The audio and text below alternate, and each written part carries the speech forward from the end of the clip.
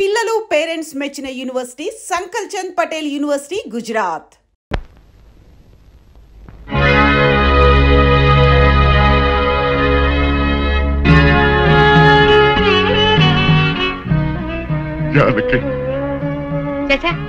ఏమిటో ఇది? ఊరంతా వెలివేసిన నా మనవణ్ణి నువ్వు ఒక్కదానివి వెనకేసుకొచ్చావు తెలియక నేను నానా మాట్లాడాను, నన్ను క్షమించు అంటావు అంతే కదా. నిన్నిప్పుడేమిటి 40 సంవత్సరాల క్రితమే క్షమించాను. వీరుడు, ఆ రోజు నేను పంచాయతీలో అలా ఎందుకు మాట్లాడానో చెప్పాలని నీ తోటకొచ్చాను. నువ్వు నా మొహం కూడా చూడకుండా వెళ్ళిపోయావు. సరేలే, ఇప్పుడు అవన్నీ ఎందుకని పెద్దిరాజుతో చెప్పి ముందు ఆ పెళ్లి ఆపాలి. అదే ముహూర్తానికి శ్రీను సౌందర్యాల పెళ్లి జరిపించాలి. పెద్దిరాజు ఆ పెళ్లాపడానికి ఒప్పుకుంటాడంటావా? పెద్దిరాజు చాలా పెద్ద మనసు కలవాడు. మనం వెళ్లి శ్రీను సౌందర్యాల ప్రేమ గురించి చెప్తే తప్పకుండా ఒప్పుకుంటాడు. పద వెళ్దాం, పద. అవునమ్మా, నాది పెద్ద మనసే, నేను కాదన్ను. నేను అతి మంచోండి, అది కాదన్ను. అట్టా అని చెప్పి నా కొడుకు పెళ్లి పేట్ల మీదే ఆపు చేసేంత పెద్ద మనసు నాకు లేదమ్మా. ఇంకా పెద్ద మనిషి అనిపించుకోవడం కోసం నా కొడుకు బతుకు బజారు పాలు చేసేంత చిన్న మనిషిని కూడా కాదు. ఇంకా మీరు వెళ్ళండి. అది కాదు పెద్దిరాజు, నా మనవరాలు వీరయ్యదుల మనవుడు ప్రేమించుకున్నారు. మరి ఆయన మనవాడిని ప్రేమించిన పిల్ల అయితే నా కొడుకుని పెళ్లి చేసుకోవడానికి అట్ట ఒప్పుకుందండి. అందరితో పాటు నా మనవరాలు కూడా శ్రీను అపార్థం చేసుకుంది. తన ప్రేమ విఫలమైందన్న ఉక్రోషంతోనే మీ అబ్బాయితో పెళ్లి కొప్పుకుంది. శ్రీను నిరపరాధిని నిరూపించడం కోసమే నేను కూడా ఇంతవరకు ఆగవలసి వచ్చింది. అంటే మీ పిల్లల ప్రేమ కోసం నా బతుకుని భాగంగా పెడతారన్నమాట. ఏమా, పిల్లని అడిగాం, మీరు సరేనన్నారు, శుభలాకి అత్యయించాం. ఇప్పుడు వాళ్ళందరూ పెళ్లికి వచ్చారు. ఇప్పుడు పెళ్లి ఆపు చేయమంటే నా పరువు ఏమవుద్దో ఒక్కసారి ఆలోచించవా? నిజమే పెద్దరాజు, ఆ మాట నిజమే.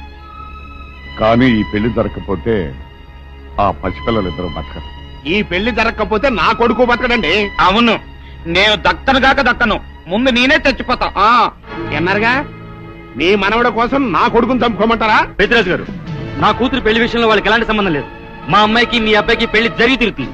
అత్తయ్య, దయచేసి నా కూతురు జీవితాన్ని నీ జీవితంలో చెయ్యి. పెద్దిరాజు గారు, వీళ్ళు ఎంతకైనా తెగించరు. అందుకే పెళ్లి తర్వాత చేసే అప్పగింతల కార్యక్రమం ఇప్పుడే చేస్తున్నాను. నా కూతురు మీకు అప్పు చెప్తున్నాను. ఆ మొక్క చెప్పాల్సింది ఇప్పుడు కాదు, కోళ్ళ. అమ్మాయి లోపల తీసుకెళ్లి అలంకారం చేయించు. ఎల్లో చూసారుగా, పెళ్లి కూతురు తండ్రి కూడా పెళ్లికి ఒప్పుకున్నాడు. మంచి మనసుంటే ఉండి 2 అత్యంతలు వేసేయాలండి, లేకపోతే దయచేయండి. చేద్దామంటా? సౌందర్యని పెద్దిరాజు నుంచి బయటికి తీసుకొస్తాం. ఎవరు వస్తారో చూస్తాం. అంటే నువ్వెక్కడ దొరికావయ్యా? సీక్రెట్ గా ప్లాన్ చేస్తుంటే ఊరంతా వినిపించేట అరుస్తా. దానికి నువ్వు ఎందుకు మావా? మేమున్నాం, పదండ్రా.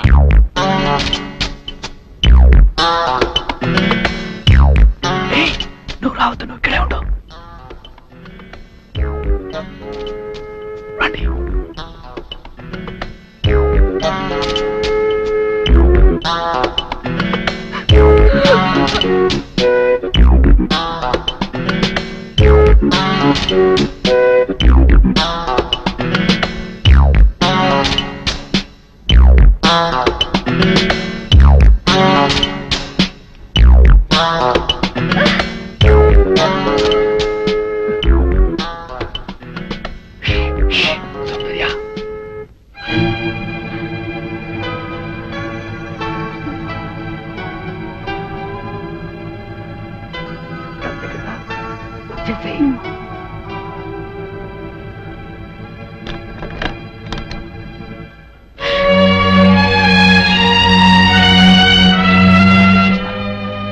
నువ్వు ఎప్పుడు వేసుకుని నువ్వు వెళ్ళిపో, నీతో నేను మేనేజ్ చేస్తాను.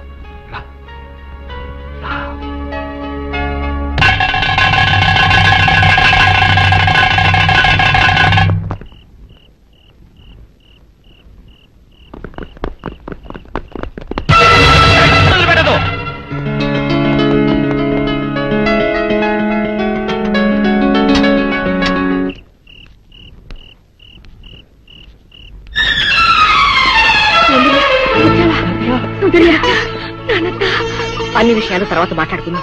మీకు అరగంటలో రైలుంది. ఇద్దరు తిరుపతి కొండ మీదకి వెళ్లి పెళ్లి చేసుకోండి. ఇక్కడి పరిస్థితులు బట్టి వీలుంటే మేము కూడా ఆ సమయానికి అక్కడికి వస్తాం. ఇదిగో మీ టికెట్లకి ఖర్చులకి ఈ డబ్బు తీసుకోండి. మీరు తొందరగా వెళ్ళాలి. సౌందర్య తప్పించుకుందన్న విషయం పెద్దిరాజుకు తెలిసే లోపలే మీరు ఈ ఊరు వదిలి వెళ్ళిపోవాలి. ఏం పర్వాలేదు, ధైర్యంగా ఉండండి. బయలుదేరు. పదండి. బయలుదేరు.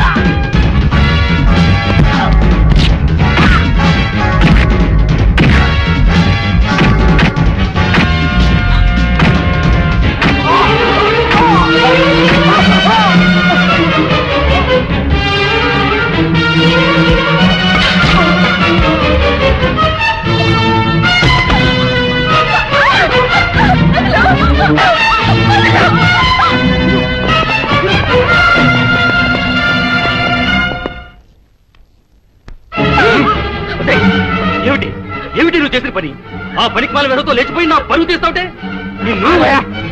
ఇప్పుడు ఈ పిల్ల నీ కూతురు కాదు నా కోడలు. ఏదో కొడుతున్న వాళ్ళు చేసింది కూతురు మేము వచ్చేసింది కదా ఉదయ్ రేయ్ ఉదయ్ తీసుకోండి పంతులు గారు.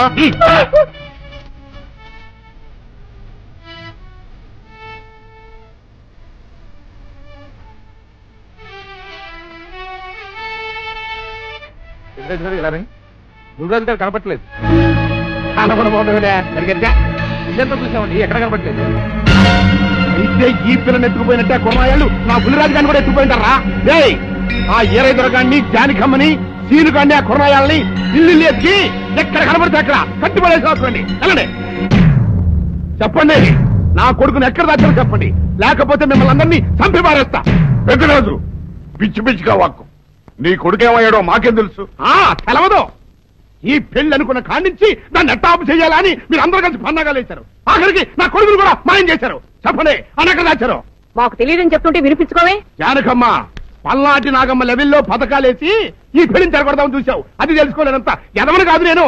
మీ అందరికీ తెల్లారదాకా టైం ఇస్తున్నా. నా కొడుకుని ఎక్కడ దాచారో చెప్పకపోతే మీ అందరి బతుకులు తెల్లారిపోతాయి. నిజంగా బుల్రాజు అయ్యాడో మాకు తెలియదండి. నేను ఇంకేమీ దలుచుకోలేదు. మీకు ఇచ్చిన గడువు లోపల మీరు నిజం చెప్పాలి, అదే నేను వినాలి అంతే.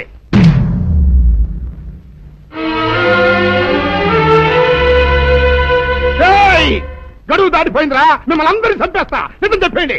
బాబు గారు బుల్రాజు గారిని ఎవరో చంపేసి చెరువులో పడేసారండి.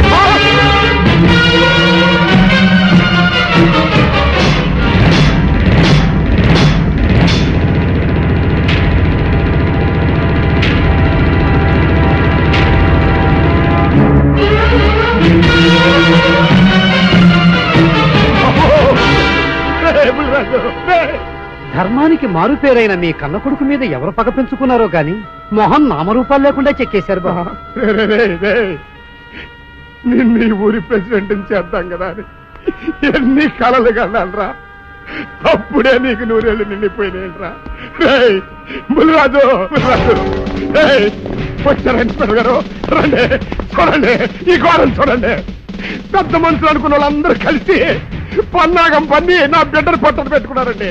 నా బిడ్డ సాగు కారణమైన వాళ్ళు ఎవ్వరూ ప్రతి బట్ట కట్టడానికి వెళ్ళలేదండి. ముఖ్యంగా ఈరోనండి మీ ఆవేశాన్ని కాస్త తగ్గించుకోండి. అసలు మీ అబ్బాయిని ఇతనే చంపాడడానికి సాక్ష్యం ఏమిటి? సాక్ష్యం ఏంటండి? ఈడో పిల్లలు ప్రేమించాడంట. ఆ పిల్లనే మా అబ్బాయి పెళ్లి చేసుకోపోతుంటాను. వీళ్ళందరూ కలిసి ఆ పెళ్లిని ఆపుదాన్ని చూశారండి. అది కుదరపోయేటప్పటికి ఈ ఘోరం తలపెట్టారండి. ఓకే ఓకే, మీరు ఆవేశపడకండి. ఆ విషయాలను చూసుకోవడానికి మేమున్నాం. Mister your under arrest. Constables అది తీసుకురండి. ఆగండి, ఈ హత్య చేసింది సీను కాదు. అతను కాదా? మరెవరు? నేను.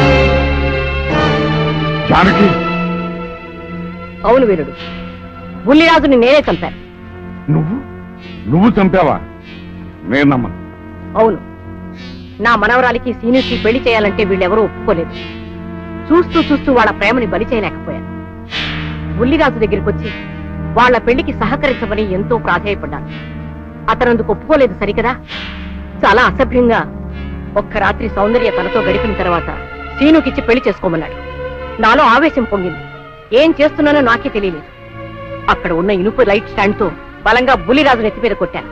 ఆ తర్వాత గాని నేను చేసిందేమిటో నాకు తెలియలేదు. కానీ అప్పటికే అతని ప్రాణాలు పోయాయి. వెంటనే శవాన్ని అక్కడి నుంచి తరలించి చెరువులో తోయించాను. ఇన్స్పెక్టర్ గారు, జరిగింది చెప్పాను. ఇందులో ఎవరి ప్రమేయం లేదు. ఈ హత్య చేసింది నేను. నన్ను అరెస్ట్ చేయండి. ఐసీ, అలాగా. కానిస్టేబుల్స్ ఆవిడ అరెస్ట్ చేసి తీసుకురండి. ఈ బాడీని పోస్ట్ మార్టం పంపించండి. వాళ్ళందరూ వదిలేయండి. పెద్దరాజు గారు, మీరు ఒకసారి స్టేషన్కి వచ్చి స్టేట్మెంట్ ఇవ్వండి.